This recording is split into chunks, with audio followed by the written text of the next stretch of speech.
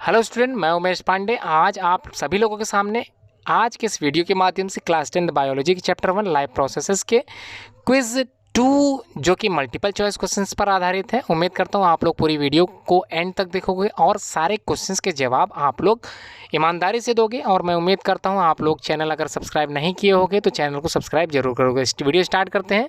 Hello student, second quiz जिसका नाम है लाइव प्रोसेसेस जो कि न्यूट्रिशन पार्ट से रिलेटेड है।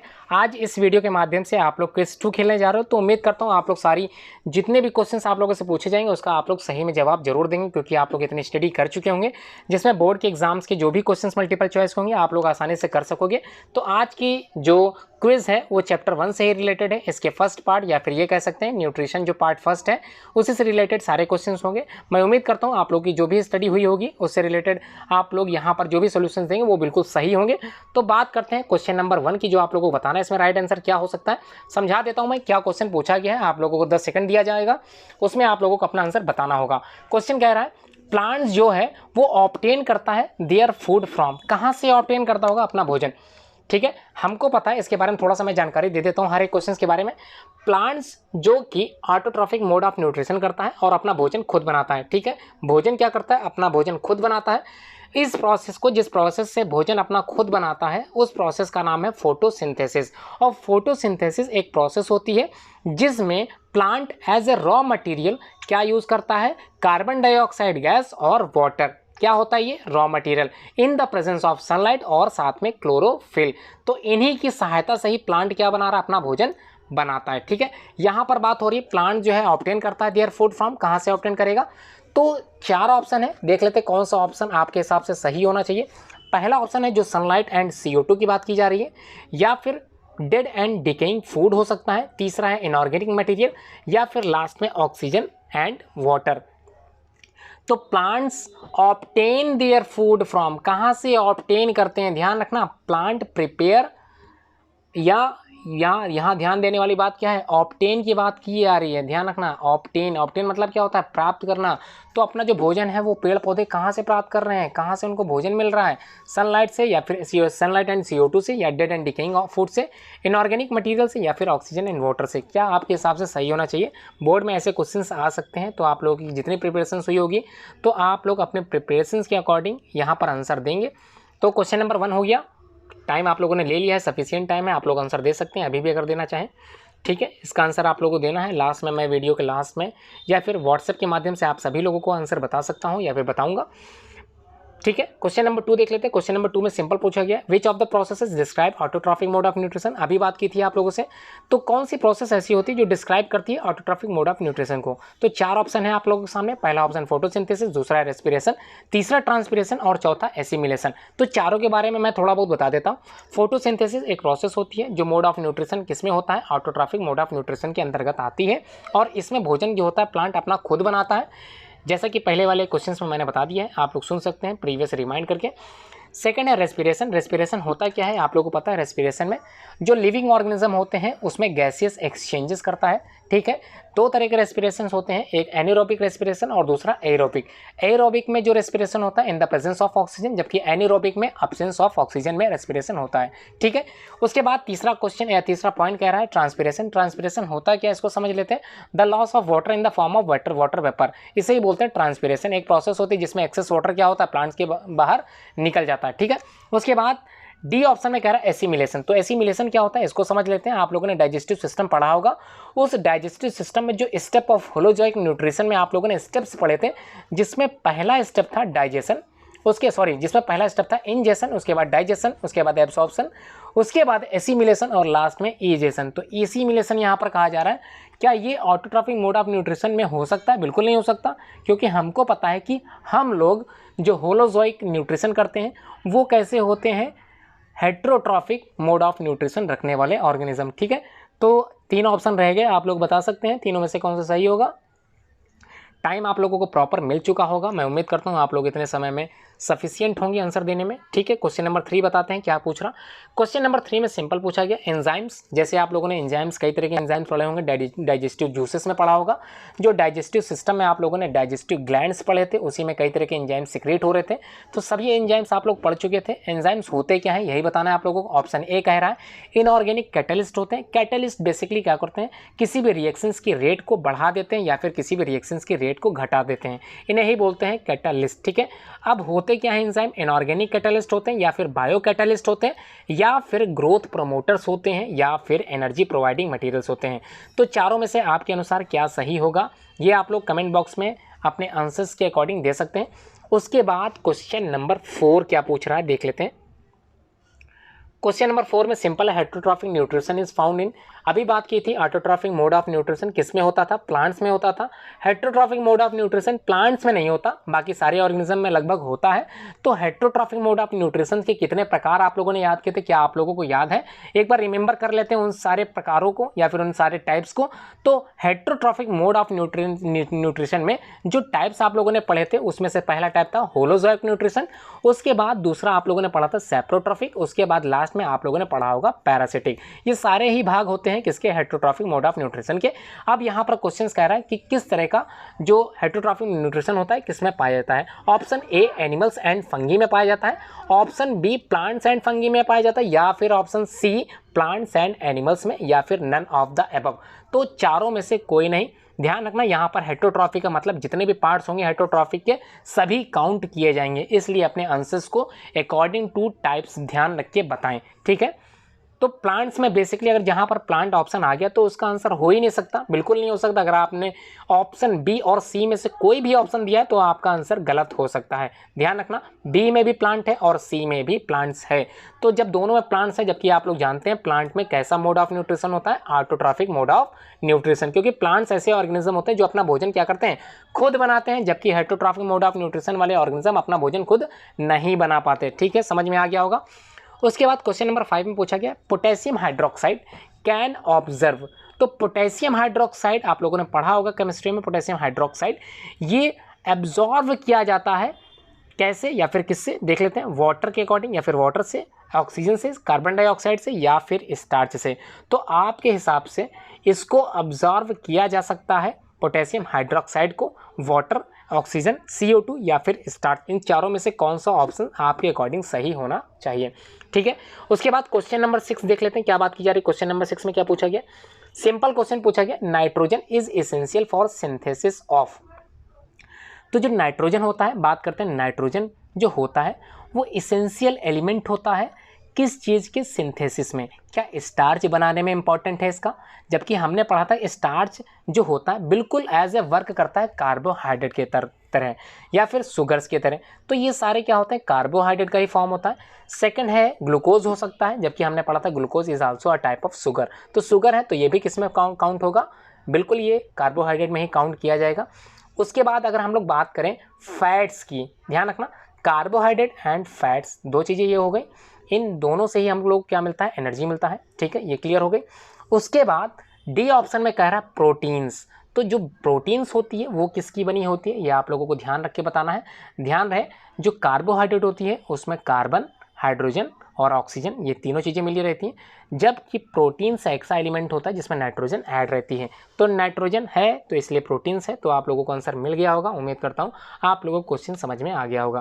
क्वेश्चन नंबर 7 में पूछा गया iodine gives blue colour with, किसके साथ ब्लू कलर देता है। आयोडीन टेस्ट क्लास 7th में भी आप लोगों ने पढ़ा था। उसके बाद क्लास 9th में भी रिसर्च बेस्ड क्वेश्चन था, आप लोगों ने जरूर ध्यान दिया होगा, जरूर पढ़ा होगा। स्टार्च पोटैटो वगैरह, पोटैटो का जो एक्सपेरिमेंट था आप लोगों को कराया गया होगा, उसमें स्टार्च हो सकता है, आयोडीन का टेस्ट कराया गया होगा। मैं उम्मीद करता हूँ आप लोग इस आंसर देने में सक्षम होंगे। तो क्वेश्चन फिर से मैं समझा देता हूँ। आयोडीन एक टेस्ट होता है या फिर एक एलिमेंट होता है, ये भी कह सकते हैं आप लोग। आयोडीन जो टेस्ट होता है गिव्स ब्लू कलर विद, किसके साथ नीला रंग देता है। अगर कौन सा पदार्थ मिला दें, कौन सा सब्सटेंस अगर आयोडीन के साथ मिला दें तो उस सब्सटेंस का कलर ब्लू हो जाएगा। ये टेस्ट किसके साथ प्रेजेंट या पॉजिटिव आएगा, कार्बन डाइऑक्साइड के साथ, स्टार्च के साथ, अल्कोहल के साथ या फिर ग्लूकोज के साथ। आप लोगों ने 3 तरह के एक्सपेरिमेंट किए थे या 3 तरह की एक्टिविटीज़ मैंने खुद लिखवाई थी, अगर आप लोगों ने ध्यान दिया होगा। उन्हीं में से एक एक्टिविटी ऐसी थी जिसमें प्रेजेंस ऑफ स्टार्च ध्यान आ रहा होगा आप लोगों ने, एक एक्टिविटी की थी जिसमें प्रेजेंस ऑफ स्टार्च का पता लगाया था आप लोगों ने। याद करिए वो स्टार्च प्रेजेंस वाला कैसे आप लोगों ने पता लगाया था कि लीव्स में स्टार्च पाया जाता है, ये कैसे आप लोगों ने किया था, with the help of this iodine test. ठीक है, देखिएगा आंसर आप लोगों को मिल गया होगा, मैं उम्मीद करता हूँ। उसके बाद क्वेश्चन नंबर 8, क्वेश्चन नंबर 8 में हो सकता है आपको थोड़ा सा पेज ना समझ में आ रहा हो, लेकिन मैं बोल देता हूँ क्वेश्चन में क्या कह रहा है। Guard cells are found in, ये जो गार्ड सेल्स होते हैं पेयर में होते हैं, कहाँ पाए जाते हैं, एक प्रोसेस होती है, बताते हैं कौन सी प्रोसेस होती है।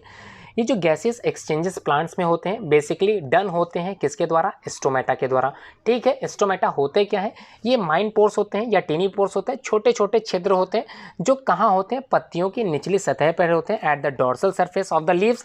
कौन पाए जाता है, स्टोमेटा पाए जाते हैं। छोटे छोटे महीन पोर्स होने के कारण इसी में से गैसेस एक्सचेंजेस की जो प्रोसेस होती है वो क्लियर हो पाती है, कंफर्म हो पाती है। इसी से ही ऑक्सीजन गैस बाहर निकलती है और कार्बन डाइऑक्साइड गैस अंदर जाती है। कब, दिन के समय। ठीक है, रात में ये प्रोसेस थोड़ी सी उल्टी हो जाती है जिसको डार्क रिएक्शंस बोलते हैं। ठीक है, फोटोसिंथेसिस बेसिकली डन हो पाती है इसी वजह से। उसके बाद ये जो बात कर रहे हैं ऑप्शन की, तो आप लोगों को आंसर शायद मिल गया होगा, तो उम्मीद करता हूँ आप लोगों ने बिना ऑप्शन देखे या फिर बिना ऑप्शन पढ़े ही आप लोगों ने इसका उत्तर दे दिया होगा। ठीक है, नेक्स्ट है question number 9, products of protein digest करते हैं किस चीज़ को। पहला है ग्लूकोज, दूसरा है फैटी एसिड, तीसरा ग्लिसरॉल या फिर चौथा अमीनो एसिड्स। तो प्रोडक्ट्स ऑफ प्रोटीन ये डाइजेशन होता है आर किसका, ग्लूकोज का, ग्लिसरॉल का, फैटी एसिड्स का या अमीनो एसिड्स का। तो प्रोडक्ट्स ऑफ प्रोटीन, तो किसकी बात हो रही है, प्रोडक्ट्स ऑफ प्रोटीन के ही बने हुए भाग होते हैं। तो क्या ये ग्लूकोज हो सकते हैं, अभी आप लोगों ने पढ़ा था glucose is a part of sugar, और शुगर जहाँ पर भी होगी वहाँ कार्बोहाइड्रेट ही आप लोगों को नाम देना है। तो आप लोगों के अनुसार क्या आंसर सही होना चाहिए। फैटी एसिड आप लोगों को नाम से ही लग रहा होगा ये प्रोटीन से रिलेटेड ना होकर फैट से रिलेटेड है, इसलिए फैटी एसिड तो मुश्किल है। ग्लिसरॉल की अगर बात करें या फिर अमीनो एसिड्स की, तो इन दोनों में से क्या आंसर सही हो सकता है ये आप लोगों को थोड़ा सा सोच विचार करके ही बताना है। उसके बाद क्वेश्चन नंबर 10 में क्या पूछा गया, इसको समझते हुए चलते हैं आगे। Which of the following has the longest small intestine. ठीक है, इनमें से किसके पास लॉन्गेस्ट स्मॉल इंटेस्टाइन होती है, लॉन्गेस्ट मतलब सबसे लंबी, स्मॉल इंटेस्टाइन की बात करें तो किसके पास होती है सबसे लंबी। पहला ऑप्शन है कार्निवोर्स के पास, दूसरा ऑप्शन है हर्बीवोर्स, या तीसरा ऑप्शन ओमनीवोर्स, या फिर चौथा ऑप्शन ऑटोट्रॉफ। तो तीनों के बारे में या फिर चारों के बारे में एक एक करके समझ लेते हैं। सबसे पहले समझते हैं हर्बीवोर, ऑप्शन सी में हर्बीवोर्स दे रखा है, इसको समझ लेते हैं। ऐसे ऑर्गेनिज्म जो केवल और केवल फूड क्या करते हो, सीधे सीधे क्या करते हैं, प्लांट पार्ट प्रोडक्ट खाते हो, उन्हें ही बोलते हैं हर्बीवोर्स। मतलब शाकाहारी जितने भी ऑर्गेनिज्म होंगे वो सभी हर्बीवोर्स में आएंगे। उसके बाद ओमनीवोर्स की अगर बात करें तो ऐसे ऑर्गेनिज्म जो शाकाहारी भी होते हैं और मांसाहारी भी होते हैं, मतलब दोनों प्रकार के भोजन खाते हैं, उन्हें हम लोग बोलते हैं ओमनीवोर्स। हिंदी में इन्हें ही सर्वाहारी बोलते हैं। उसके बाद तीसरा ऑप्शन है कार्निवोर्स। तो कार्निवोर्स आप लोगों को समझ में आ गया होगा क्योंकि दोनों में अंतर आप लोग पहचान लिए, हर्बीवोर्स शाकाहारी, ओमनीवोर्स सर्वाहारी, और ये कैसे होंगे कार्निवोर्स मांसाहारी। बिल्कुल सही। तो ओमनीवोर्स और लास्ट में ऑटोट्रॉफ होते क्या हैं, अपना भोजन स्वयं बनाने वाले जंतु ही क्या कहलाते हैं, ऑटोट्रॉफ। ठीक है, समझ में आ गया होगा। इन चारों में से आपके हिसाब से कौन से ऑर्गेनिज्म में या फिर कौन से ऑप्शन में आप लोगों को लगता है कि इसमें लॉन्गेस्ट स्मॉल इंटेस्टाइन पाई जाती होगी। Question number 11, in the starch test. अब देखिए बात होगी स्टार्च टेस्ट की, आप लोगों को आंसर दिमाग में आ गया होगा मैं उम्मीद करता हूँ। Starch test on a leaf, why is it important to boil the leaf in alcohol. तो अल्कोहल में आप लोगों ने क्या किया था, बॉयल किया था, उबाला था पत्ती को। इसका कारण क्या था, पहला ऑप्शन है to dissolve the waxy cuticle. Dissolve मतलब घुलने के लिए, जो भी वैक्स पदार्थ ऊपर जमा हो उसको घोलने के लिए पानी में, इसी वजह से आप लोगों ने अल्कोहल में इसको उबाला था, पहला ऑप्शन। दूसरा है to make the cells more permeable to iodine solution. आप लोगों को आयोडीन सोल्यूशन से कुछ याद आ रहा होगा, ये क्वेश्चंस आप लोगों ने अभी आज की ही एक्सरसाइज में प्रीवियस में पढ़ा है। उम्मीद करता हूँ आंसर आप लोगों को मिल गया होगा। सी ऑप्शन में कह रहा है to remove the chlorophyll, chlorophyll को हटाने के लिए क्या इसका यूज़ करते हैं, या फिर चौथा option to stop chemical reactions in the cells. तो आपके अकॉर्डिंग क्या होना चाहिए, स्टार्च टेस्ट जो था वो किसके साथ रिलेटेड था, आयोडीन सोल्यूशंस के साथ। समझ में आ रहा होगा, जिसको आयोडीन टेस्ट मैंने बताया था। आंसर मिल गया होगा, उम्मीद करता हूँ आपने जवाब दे दिया होगा। क्वेश्चन नंबर 12 में अमीबा का कैप्चर करता है अपने भोजन को। ध्यान रखना, अमीबा कैसा है ऑर्गेनिज्म, सिंगल सेल ऑर्गेनिज्म है, असेलुलर मोड ऑफ न्यूट्रिशन असेलुलर ऑर्गेनिज्म होता है, एक ही सेल से सारी प्रतिक्रियाएं या फिर सारी क्रियाएं करता है जो लिविंग सेल्स के लिए होती हैं। ठीक है, समझ में आ गया होगा। तो अमीबा कैप्चर करता है, कैप्चर मतलब होता है पकड़ने का कार्य। तो किसके द्वारा, भोजन को पकड़ने का कार्य किसके द्वारा करता है, आप लोगों ने पढ़ा था अमीबा के बारे में। एक अंगुली नुमा संरचना निकली थी, फिंगर शेप प्रोजेक्शंस निकले हुए थे, जिसको हम लोग क्या कहते थे, pseudopodia.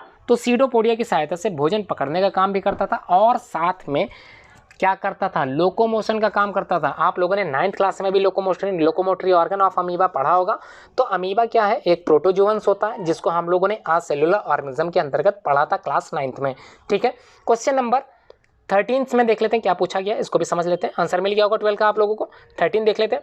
The action of enzymes pepsin, ध्यान रहे पेप्सिन एंजाइम का जो एक्शन था ये किसके लिए था, अकर होता है किस चीज़ में, एसिडिक पीएच होता है, एल्कलाइन पीएच होता है, both in acidic as well as alkaline pH, या फिर नेदर हो सकता है, ना तो एसिडिक होता है ना ही एल्कलाइन होता है। तो एंजाइम पेप्सिन किसकी तरह कार्य करता है, ये आप लोगों ने पढ़ा होगा एक्शन ऑफ एंजाइम के अंतर्गत। क्या होता है आपके हिसाब से। क्वेश्चन नंबर 14 देख लेते हैं। टाइलिन, आप लोगों को नाम ध्यान आ रहा होगा, एमाइलेज और टाइलिन एंजाइम कहाँ से सिक्रिएट हो रहा था, याद करिए, ये most important parts of this chapter है। तो टाइलिन और एमाइलेज एंजाइम ये दोनों ही एंजाइम कहीं से सिक्रिएट हो रहा था। चलिए वो तो बात की बात है। क्वेश्चन क्या पूछ रहा, टाइलिन एक्ट्स ऑन, किस पर कार्य करता है, जो टाइलिन एंजाइम होता है वो किस चीज़ पर कार्य करता है। क्या ये ग्लूकोज पर अपना कार्य करता होगा, या फिर ग्लूकोज को डाइजेस्ट करता होगा, या फिर ये डाइजेस्ट करता है फैट को, या फिर प्रोटीन्स को, या फिर आपके अनुसार ये स्टार्च पर अपनी प्रतिक्रिया देता होगा। तो क्या आंसर आपके अकॉर्डिंग सही है, टाइलिन है। ध्यान रखना इसमें अगर पी जुड़ा हुआ है तो आप लोग इसको पिटाइलिन मत पढ़िएगा, ये टाइलिन लिखा हुआ है। तो कई बच्चे ध्यान रखें जो अपने घर पे बैठ के स्टडी कर रहे हैं, हो सकता है टर्म्स वगैरह सही ना पढ़ पाते हो। तो आज की वीडियो आप ही लोगों के लिए है। अगर आप लोग घर पे बैठे तैयारी कर रहे हैं तो आज की वीडियो पूरी देखें। और ध्यान रखें अगर आप लोग वीडियो देख रहे हैं, अगर आपने चैनल सब्सक्राइब ना किया हो तो चैनल सब्सक्राइब जरूर करें। और चैनल अगर सब्सक्राइब कर लिया है तो इसको शेयर करना बिल्कुल ना भूलें अपने दोस्तों के साथ, अपने रिश्तेदारों के साथ और उन स्टूडेंट के साथ जो क्लास 10th की पढ़ाई कर रहे हैं। ये वीडियो उनके लिए बहुत ज़्यादा लाभकारी होने वाला है। उसके बाद क्वेश्चन नंबर 15 में पूछा गया the process of digestion of food in human beings. तो किस चीज़ की बात हो रही है, प्रोसेस ऑफ डाइजेशन की। डाइजेशन मतलब जो पाचन होता है, हम लोग जो भी कुछ पचाते हैं उसकी एक प्रोसेस होती है जो डाइजेशन प्रोसेस होती है। फूड की इन ह्यूमन बींग्स किसके माध्यम से पूरी हो पाती है, या फिर डाइजेशन जो मेनली स्टार्ट होता है वो कहाँ पर स्टार्ट होता है, ये क्वेश्चन पूछा गया है। ह्यूमन बींग में बिगिंस होता है, बिगिंस मतलब शुरुआत कहाँ से डाइजेशन की होती है। स्टेप ऑफ न्यूट्रिशन में पहला स्टेप था इंजेशन, दूसरा स्टेप था डाइजेशन। तो digestion basically start from, answer मिल गया होगा आप लोगों को, मैंने इतना पढ़ाया है कि आंसर आप लोगों को याद आ रहा होगा। तो डाइजेशन कहाँ होता है, कार्बोहाइड्रेट डाइजेशन कहाँ पर हो रहा था। रोटी आप लोगों को मीठी लगती है, क्यों लगती है, क्योंकि कार्बोहाइड्रेट डाइजेस्ट हो जाता है डायरेक्टली ऑन डैश। याद करिए किसमें, वही आंसर होगा। क्वेश्चन नंबर 16 में पूछा गया the process of digestion is the process of digestion in humans is completed in, कहाँ पर कंप्लीट हो जाता है डाइजेशन। याद करिए जितने भी कंपोनेंट्स फूड में पाए जाते हैं ये डाइजेस्ट हो जाते हैं। कहाँ पर डाइजेस्ट होते हैं, एलिमेंट्री कैनाल के सारे पार्ट्स आप लोगों ने याद किए थे, जिसमें से सबसे पहला पार्ट था माउथ, उसके बाद दूसरा पार्ट था ईसोफेगस, उसके बाद तीसरा पार्ट था स्टमक, चौथा पार्ट स्मॉल इंटेस्टाइन और सबसे लास्ट पार्ट लार्ज इंटेस्टाइन। तो आपके अनुसार क्या लार्ज इंटेस्टाइन सही होना चाहिए, या फिर स्मॉल इंटेस्टाइन जहाँ पर सभी कुछ पाचन हो रहा था, सिर्फ और सिर्फ वाटर जो एब्जॉर्प्शन था वो लार्ज इंटेस्टाइन में पहुँच रहा था, बाकी सब कुछ सारे मिनरल्स कहाँ पे पच रहे थे, स्मॉल इंटेस्टाइन में पच रहे थे। बिल्कुल हो सकता है आपका आंसर सही हो, आप लोग कमेंट बॉक्स में आंसर जरूर लिखें। ठीक है, नेक्स्ट क्वेश्चन जो कह रहा है उसको समझ लेते हैं क्या कह रहा है, आंसर आप लोग दें जरूर। क्वेश्चन नंबर 16 समझ में आ गया होगा। ऑप्शन मैं फिर से पढ़ देता हूँ। पहला ऑप्शन क्या एनस सही होगा, एनस सही होगा, या फिर स्मॉल इंटेस्टाइन, या फिर स्टमक, या फिर लार्ज इंटेस्टाइन। तो आपके अकॉर्डिंग एलिमेंट्री कैनाल के मैंने सारे पार्ट्स पढ़े थे, सबसे लास्ट पार्ट जो लार्ज इंटेस्टाइन जहाँ तक भोजन पहुँच रहा था, उसके बाद भोजन जो बाहर निकलता था with the help of anus. तो क्या एनस सही होना चाहिए। अब आपके हिसाब से जो भी आंसर होगा आप लोगों ने कमेंट बॉक्स में लिखा होगा, इसका आंसर आप लोगों को मिल जाएगा। मैं कोशिश करूंगा आंसर इसी कमेंट बॉक्स में देने की, या फिर मैं व्हाट्सएप के माध्यम से आप लोगों को आंसर पहुंचा दूंगा। मेरा व्हाट्सएप नंबर आप लोग लिख सकते हैं, सेव कर सकते हैं, 9120025555। उमेश पांडे नाम है मेरा, आप लोग कभी भी अपनी समस्या पूछ सकते हैं। ठीक है, नेक्स्ट क्वेश्चन नंबर 17 में क्या पूछा है, इसको थोड़ा सा समझ लेते हैं। इंपॉर्टेंट सारे टर्म्स है। Which of these are responsible होते हैं, ठीक है, किस चीज़ के लिए, for the emulsification of fat. तो फैट का इमल्सिफिकेशन होता है, एक प्रोसेस होती है जिसकी वजह से फैट पाचन क्रिया या फिर फैट का पाचन होता है, इमल्सिफिकेशन होता है। तो उस कैसे होता है इमल्सिफिकेशन ऑफ फैट का, कैसे हो पाता है, क्या एंजाइम लाइपेज की सहायता से होता है, या फिर हाइड्रोक्लोरिक एसिड की सहायता से, या फिर बाइल सॉल्ट की वजह से, या फिर पैनक्रियाटिक जूस की वजह से। तो आपके अकॉर्डिंग क्या आंसर सही होना चाहिए। आप लोगों ने पूरा टाइम ले लिया होगा, आंसर कमेंट बॉक्स में लिख दिया होगा। बात करते हैं क्वेश्चन नंबर 18 की। 18 में क्या पूछा गया, the main site of absorption of the digested food. तो जो मेन साइट होती है एब्जॉर्प्शन की जो मेन साइट होती है ऑफ द डाइजेस्टेड फूड की, वो क्या हो सकती है जहाँ पर डाइजेस्टेड फूड होता है मेन साइट। तो पहला ऑप्शन है ड्यूडिनम, ठीक है, सेकंड ऑप्शन है स्टमक, थर्ड है लार्ज इंटेस्टाइन या फिर डी स्मॉल इंटेस्टाइन। आपके अकॉर्डिंग क्या सही होना चाहिए, क्या ड्यूडिनम हो सकता है, क्या स्टमक हो सकता है, या फिर लार्ज इंटेस्टाइन, या फिर आपके अकॉर्डिंग स्मॉल इंटेस्टाइन सही होगा। तो कमेंट बॉक्स में कमेंट जरूर करें। Question number 19, the process of obtaining food. Obtaining food की बात हो रही है, ध्यान रखना एक प्रोसेस होती है जिसमें हम लोग क्या करते हैं, ऑब्टेन करते हैं फूड को, लेकिन यहाँ पर बात हम लोगों की नहीं हो रही, किसकी हो रही है, अमीबा की। तो अमीबा में जो ऑब्टेनिंग फूड होती है वो क्या कहलाती है, पहला ऑप्शन, क्या वो ट्रांसपिरेशन कहलाएगी, क्या वो एक्जिटोसिस कहलाएगी, या फिर क्या वो फैगोसाइटोसिस कहलाएगी, या अमीबियासिस कहलाएगी। तो इनमें से कौन से प्रोसेस जिसमें भोजन पकड़ने का या फिर प्राप्त करने का कार्य अमीबा के द्वारा किया जाता है, उस प्रोसेस का नाम आप लोगों को लिखना है। उसके बाद क्वेश्चन नंबर 20 में पूछ रहा है which of the following organism has a parasitic mode of nutrition. तो ध्यान रखना, आप लोगों ने हेटरोट्रॉफी के 3 प्रकार पढ़े थे, कौन कौन से थे, होलोजाइक था, दूसरा सेप्रोट्रॉफ थे, तीसरा क्या था, पैरासाइट। तो इसी पैरासिटिक मोड ऑफ न्यूट्रिशन की बात हो रही है, ये किस में आता है, हेटरोट्रॉफिक।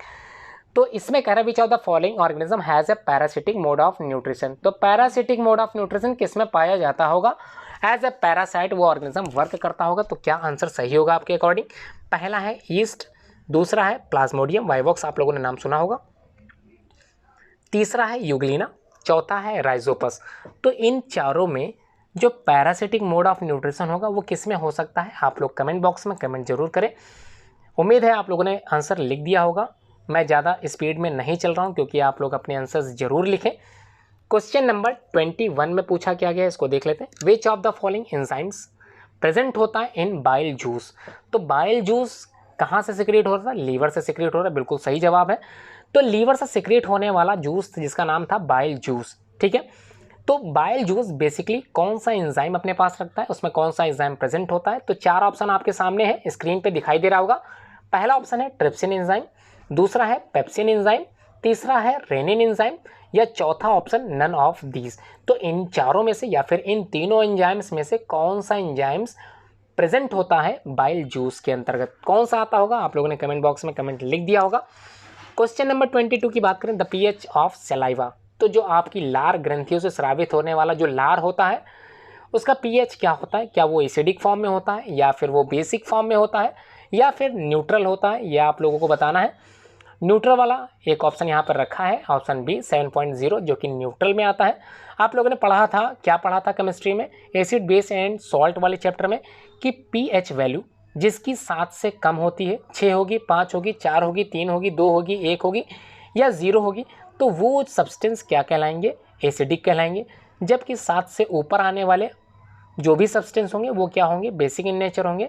8, 9, 10, 11, 12, 13 और 14, तो ये सारे सब्सटेंस जो भी 8, 9, 10, 11, 12, 13, 14 तक आएंगे वो सब बेसिक नेचर के होंगे।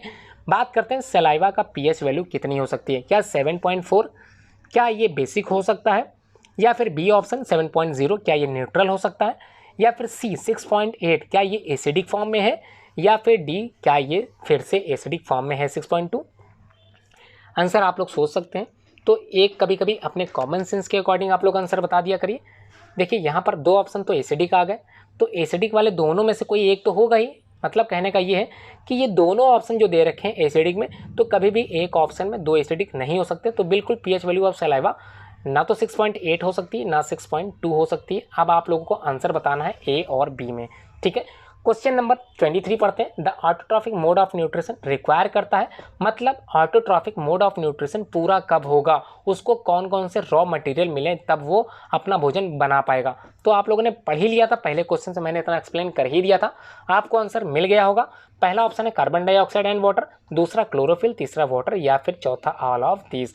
इसका आंसर प्रीवियस क्विज में रखा गया था, आप लोगों ने इसका आंसर दिया होगा। नेक्स्ट क्वेश्चन 24 है, which of the following organism has a saprophytic mode of nutrition. तो सैप्रोट्रॉफिक की अगर बात की जाए तो सैप्रोट्रॉफिक मोड ऑफ न्यूट्रिशन का एग्जाम्पल आप लोगों ने पढ़ा था 7th क्लास में, याद आ रहा होगा। सैप्रोट्रॉफिक मोड ऑफ न्यूट्रिशन रखने वाले जो ऑर्गेनिज्म थे उनको हम लोग फंगी के नाम से जानते थे, फंजाई समझते थे। तो बिल्कुल यहाँ पर वही ऑप्शन एक सही होगा।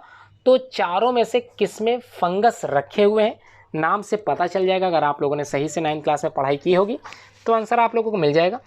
आंसर क्या हो सकता है देख लेते हैं। ऑप्शन ए है मशरूम, ऑप्शन बी है टेपवर्म, ऑप्शन सी है लीच या ऑप्शन डी है एस्कैरिस। तो इनमें चारों में से कहाँ पर फंगस रखा है ये आप लोग बताएंगे। क्वेश्चन नंबर 24 आप लोग समझ गए होंगे। बात करते हैं 25 की। 25 में सिंपल पूछा गया bile juice is secreted by, अभी ऑप्शन आया था आपके सामने रिमाइंड करके, या फिर आप लोगों को याद है तो आंसर लगा सकते हैं। क्या ये पैनक्रियाज हो सकता है, क्या ये लीवर होगा, या फिर किडनी, या फिर ड्यूडिनम। तो इन चारों में से किस पार्ट से बाइल जूस सिक्रेट होता है? तो आंसर याद आ गया होगा आप लोगों को, उम्मीद करता हूँ। The largest organ of our alimentary canal या फिर largest organ of our body. तो क्या था? आंसर मिल गया होगा। The correct order of steps of various steps of nutrition of the animals is, ये भी स्टेप आप लोग पढ़ चुके हैं तो उम्मीद करता हूँ आप लोग स्टेप्स सही बताओगे। तो चारों स्टेप्स आप लोगों ने पढ़ी थी, पांचों स्टेप्स जो मैंने बताई थी कई बार। तो क्या सही हो सकता है इसका आंसर? सिंपल है, इंजेशन, डाइजेशन, एब्जॉर्प्शन, एसिमिलेशन और एजेशन। तो ये एक करेक्ट फॉर्म है। आप लोगों का आंसर अगर मिल गया है तो अच्छी बात है, नहीं मिला है तो अच्छे से प्रिपेयर करते चलें, सारे प्रोसेस आप लोगों को याद करनी है।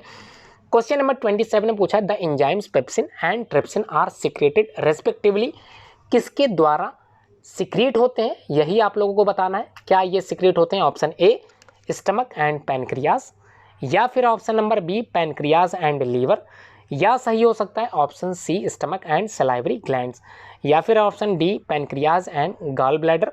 तो इन चारों में से कौन सा सूटेबल ऑप्शन आप लोगों के अकॉर्डिंग सही होना चाहिए? उम्मीद करता हूँ आप लोगों को आंसर मिल गया होगा। एक बार फिर से समझा देता हूँ, दोनों ही एंजाइम है, एक तो एंजाइम पेप्सिन है, दूसरा है ट्रिप्सिन एंजाइम। तो किसके द्वारा सिक्रेट होता है, किस पार्ट से सिक्रेट होता है? ऑप्शन आपके सामने स्क्रीन पर दिखाई दे रहे होंगे। चारों में से कौन सा ऑप्शन आपके अकॉर्डिंग सही होना चाहिए? क्वेश्चन नंबर 28 देखते हैं क्या पूछा है। क्या पूछा गया? The source of oxygen, oxygen का जो सोर्स होता है विच इज लिबरेटेड होता है ड्यूरिंग फोटोसिंथेसिस इज, तो जो ऑक्सीजन बनता है वो किस रॉ मटेरियल से इनको मिलता है? तो आप लोगों को आंसर मिल गया होगा। रॉ मटेरियल की अगर बात की जाए, क्या ये स्टार्च होगा, क्या ये वाटर होगा, कार्बन डाइऑक्साइड या फिर क्लोरोफिल? चारों में से किस रॉ मटेरियल से पेड़ पौधे भोजन तो बना लेते हैं और साथ में ऑक्सीजन गैस का यूटिलाइजेशन करते हैं, या फिर ऑक्सीजन गैस को क्या करते हैं, निकालते हैं, रिलीज करते हैं, किस रॉ मटेरियल का उपयोग करने के बाद? तो रॉ मटेरियल दो ही थे, आप लोगों को याद आ रहा होगा।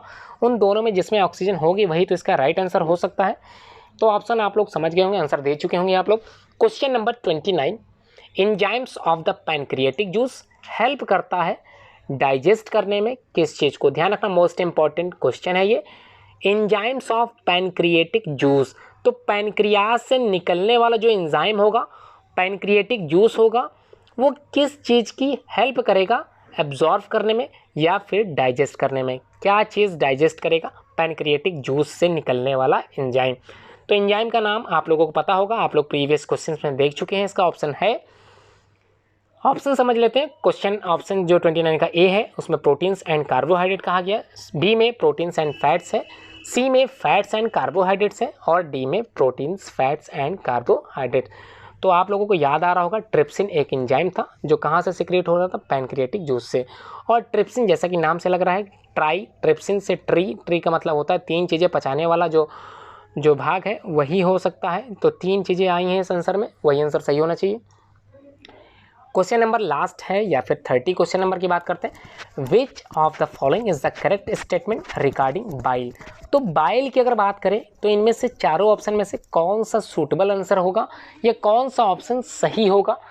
क्या हो सकता है? ऑप्शन ए, जो बाइल होता है वो secreted by pancreas and stored in liver, क्या ये सही हो सकता है आपके अकॉर्डिंग?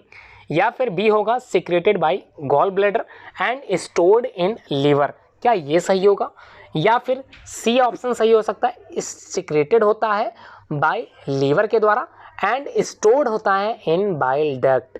क्या लगता है सी ऑप्शन सही होना चाहिए या फिर डी ऑप्शन भी आप लोगों को सुनना है? तो समझ लेते हैं, डी ऑप्शन भी, secreted by liver and temporarily stored and concentrated in gall bladder. तो क्या लग रहा है, क्या ऑप्शन सही होना चाहिए आपके अकॉर्डिंग? टाइम आप लोगों को प्रॉपर मिला होगा, उम्मीद करता हूँ आप लोगों ने सारे क्वेश्चंस अटेम्प्ट किए होंगे, वीडियो आप लोगों ने पूरी देखी होगी, एक भी मिनट आप लोगों ने स्किप नहीं किया होगा। उम्मीद करता हूँ सारे क्वेश्चंस के जवाब आप लोग देते चल रहे होंगे।